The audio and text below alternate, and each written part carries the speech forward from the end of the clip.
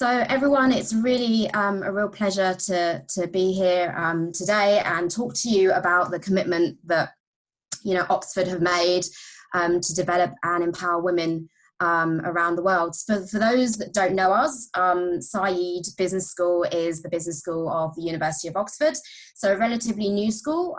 We're 24 years old, embedded in an over 800-year-old institution, which is really interesting. And I'm really pleased to be supporting the Rising Star education category again this year. Some really interesting synergies actually from previous speakers. Dr. Shola talked about women in leadership and her publication, and really hope that this is something that may be kind of akin to that. But also the previous speaker talking about some of the world's most forward-thinking organisations, and an example there with Unilever, and actually our board chair, Paul Polman, who was announced quite recently, was the ex-CEO of Unilever, and is really being credited for sustainable business. So really great to see some kind of immediate connections there. So, what do? We are really committed to developing women through a number of initiatives. We have a dedicated space on our our website, our entry to what we're doing around empowering women. And in particular today, we'd really like to talk about a couple of things. First being a kind of a program that we launched several years back around women in leadership and propelling women in leadership, and some of the research that's come out of that. So, where are the women? 10 years ago, we asked ourselves this question, and this image is quite a stark image. 10 years ago, we asked ourselves this question, and we thought, as a responsible business school, we need to do something. We need to do something to bridge this gap, not only from what we are seeing in organisations globally, but actually what we're seeing on our own programs, right from our kind of MBAs, to our executive MBAs, to our degrees, to our executive education programs. Why do we see so few women that are coming through business school, but also that being represented in the workplace? And we, in 2013, responded. So we responded with a program that we designed exclusively for female leaders. And we thought of a title that was quite apt, and we called it Women Transforming Leadership, because what we wanted to do is change, how organizations respond and how they look, essentially. And, at the time, we were the first business school in the world to come up with a program designed for women. And it was met with quite substantial controversy. There were accusations around it being, not the right thing to do, that in fact we were discriminating against men, that actually this was a regressive attitude. But this was well-founded, with a lot of research and a lot of focus and a lot of consultation. And we thought, well, let's go back to that pyramid. We need to do something about this. It may not be the answer, but it's something that as a responsible business school we can do to address that. So we kind of took a deep dive and went in 2013. And we designed essentially a week's program. So 1 week in Oxford, residential, and we really designed the program so that we really, what we really did is thought about, okay, what are the valuable things that women want from a program like this, and created something quite substantial. And really we looked at a kind of a guise on what leadership could look like. What could this week experience look like? What is it that people want? And we focused on three areas being on who you are, what you do, and your context. And the idea is that applying these throughout the week made it so that we could say, hey, you know, you can come on a program that is designed for you, that you are going to get something out of, that is relevant for you, and that's relevant for your organization. And going on to the organization slide, you know, we're really proud to be working with some of the world's most forward-thinking organizations. And really at the beginning, you know, we were at a kind of 45% of women on the program were sponsored by their companies. And progressively through the years, I'm pleased to say that on our last program last year, 90% of women were funded by their companies. And that's been a real interesting journey. So when we started, we had a lot of organizations, you know, really large organizations saying, you know, we know we've got an issue, we know we've got a problem, but actually, maybe we don't quite want to put our name to this. Maybe we don't quite want to be seen to be doing something. We'll sort it out internally. And that has completely turned on its head. So now we're working with organizations that are working with us in terms of producing case study, producing video, producing testimonials to be, you know, to show their stakeholders, to show their staff, to show you know, communities who they represent, that actually, you know, these are one of the things that we're doing to promote our female talent. This is something that is valuable for, you know, the people that are working with us. And in any given class, you know, we will see women come from over 20 different countries, from 20 different you know, nationalities. So we really feel that it's a space for people to convene, and a space whereby people wouldn't have the opportunity to have certain conversations and to meet other women. So we really feel that this program has created not only a network, but a real convening space that the women maybe wouldn't usually have in their kind of day-to-day environment.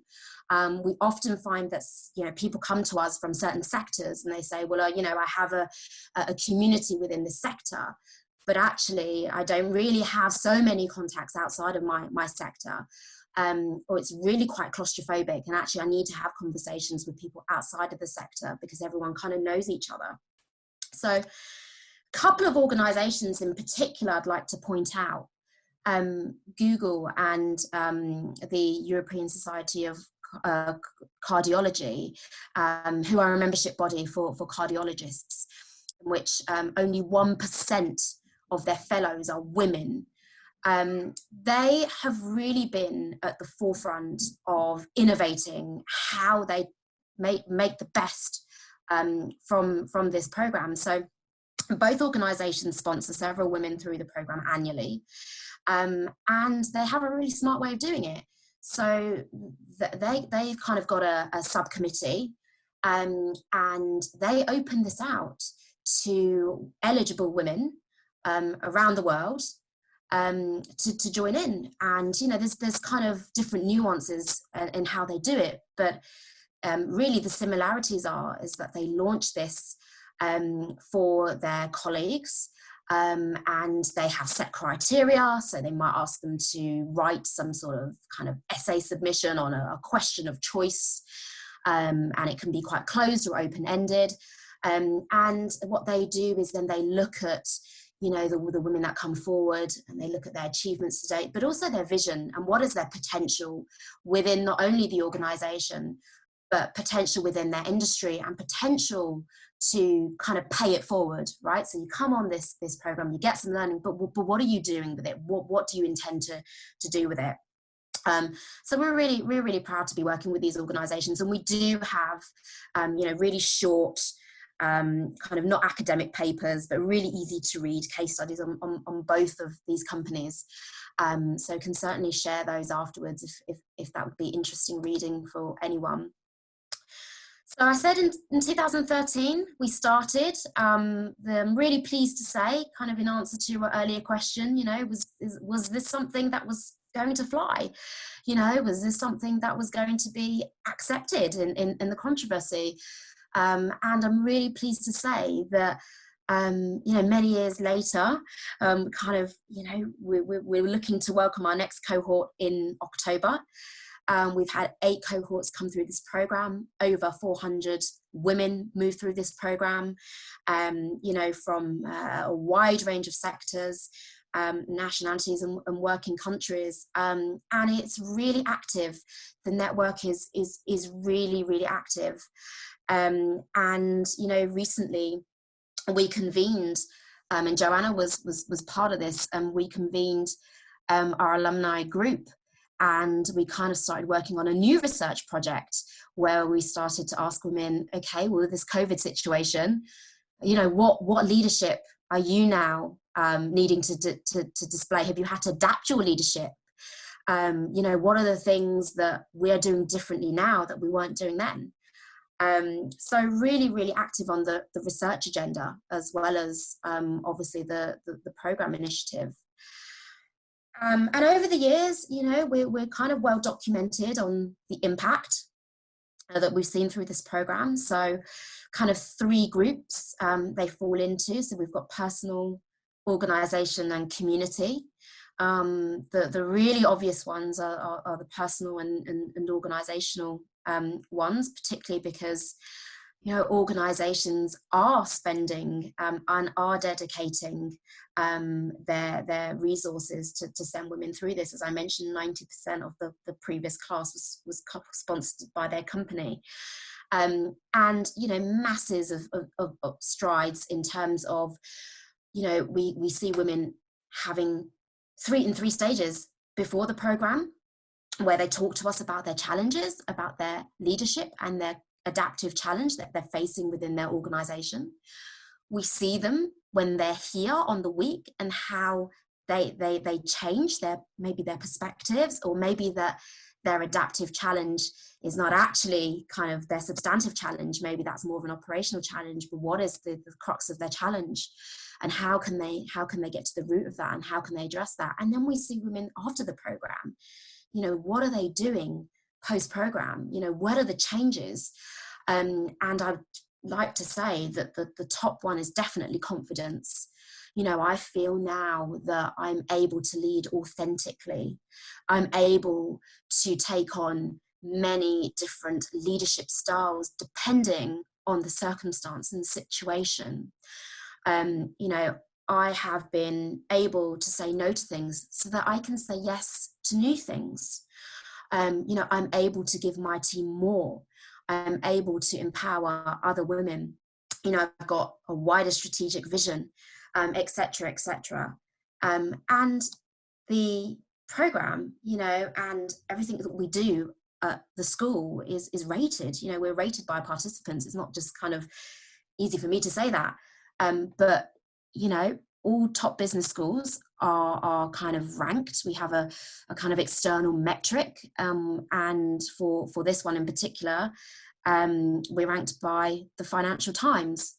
They rank us every year depending on what participants say about us, and we're really proud that for 5 years consecutively we've been one in the UK, and we're within the top 10 business schools worldwide.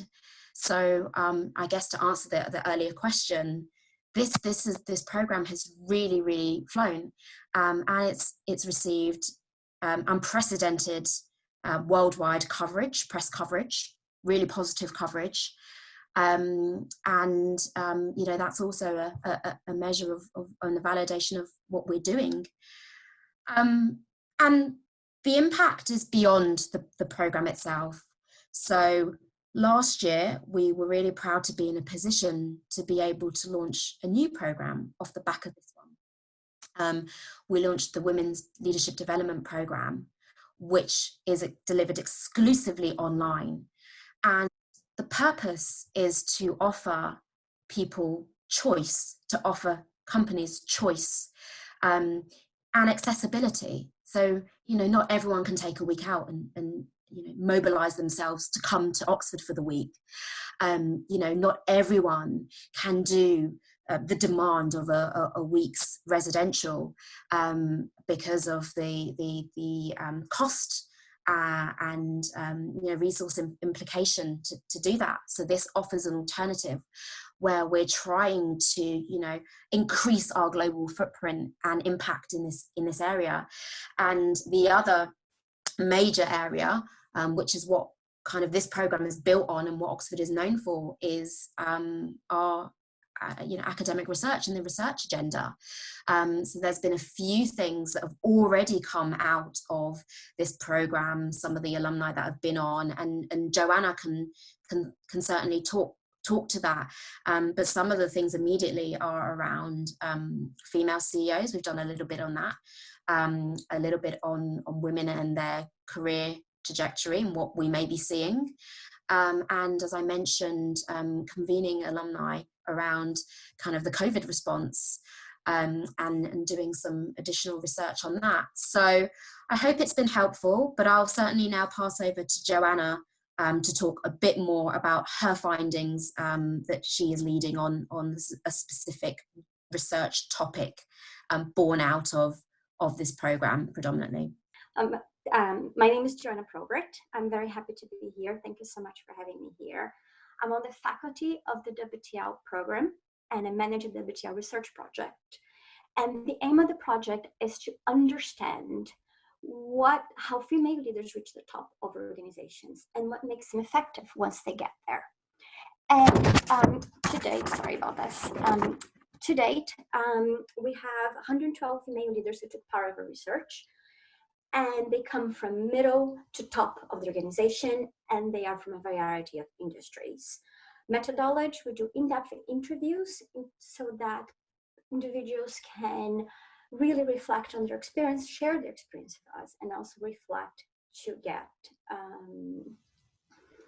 something out of participating in the research.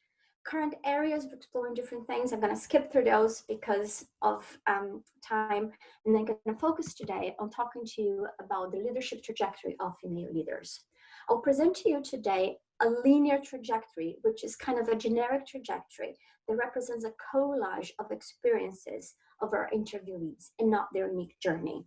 That journey is composed of 4 steps, and those 4 steps naturally come from the beginning of a birth and kind of beginning of an idea of how leadership emerges all the way to the mature leader.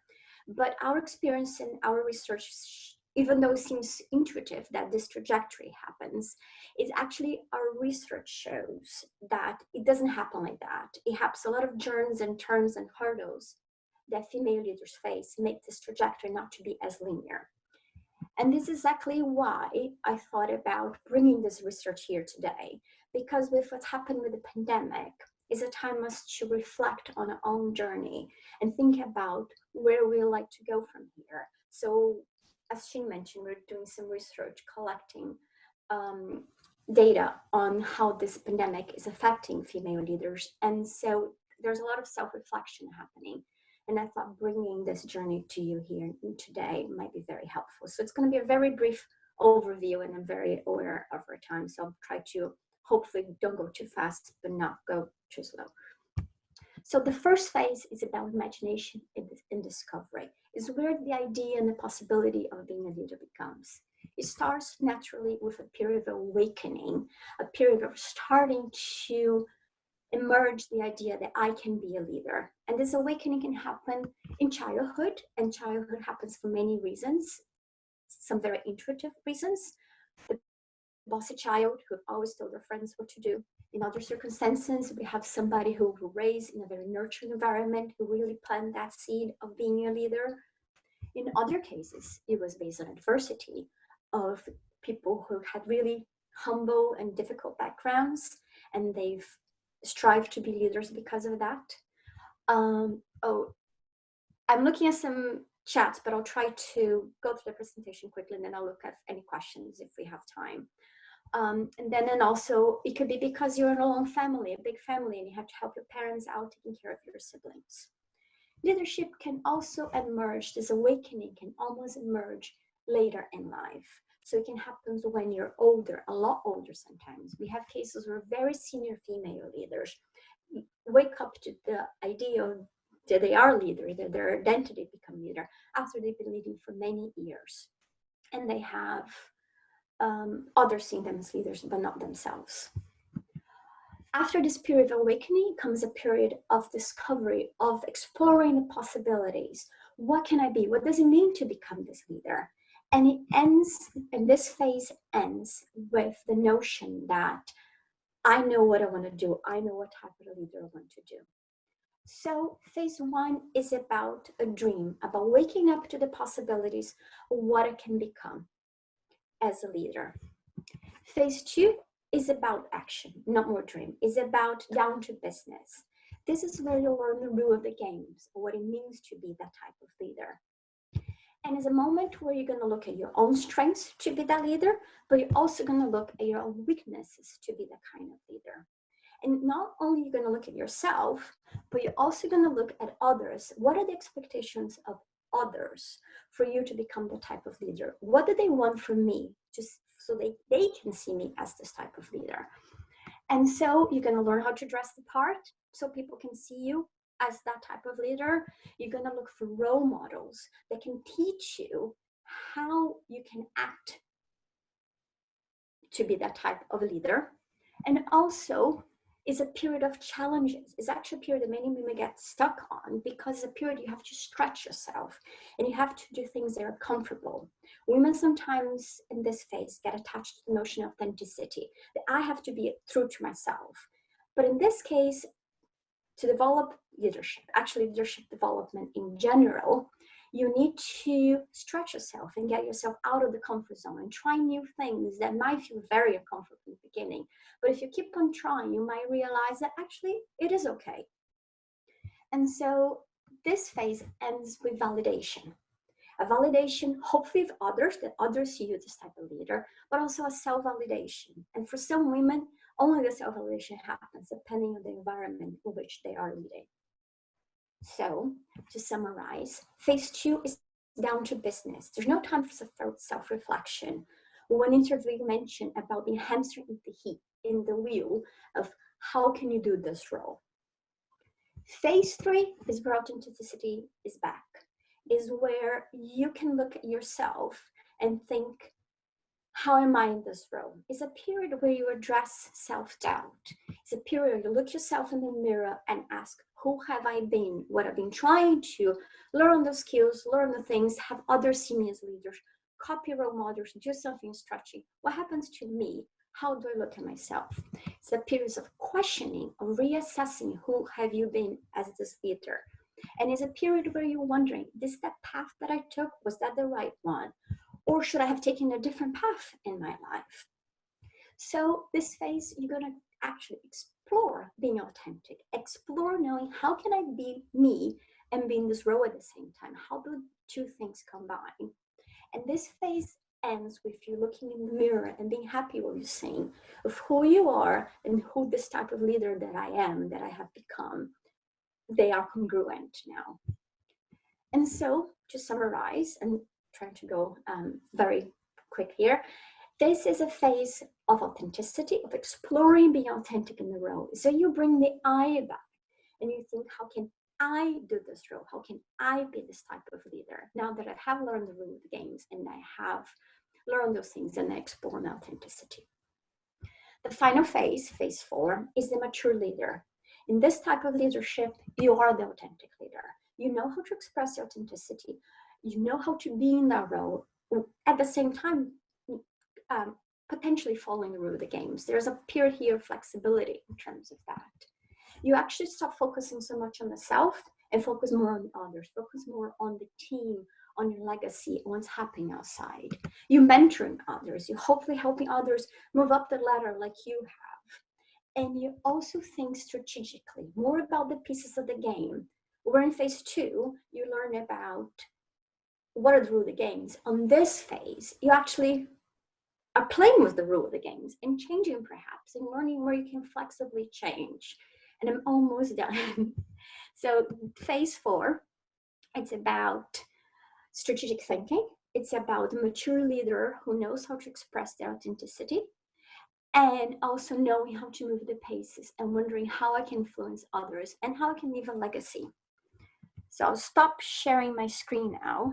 so I can see the chat questions. Still a little new on this.